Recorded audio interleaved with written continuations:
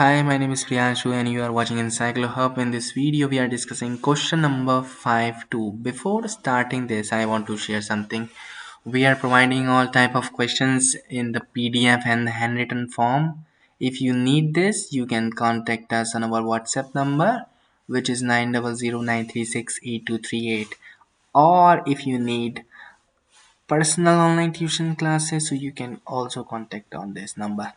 Now here we are discussing question number 5.2, which is Aftab has created a document using some selected page size. He wants to print that document in a different page size or multiple pages in a single sheet of paper without disturbing the general format.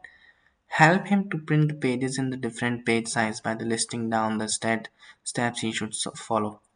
So here this is a question from lesson 3, and we have prepared all the answers according to the word limits and according to the chapters. And if you need this, you can contact us on our WhatsApp number by just a message on the WhatsApp.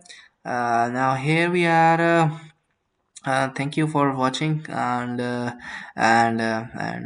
for we will meet you soon in the next video with new question. Thank you.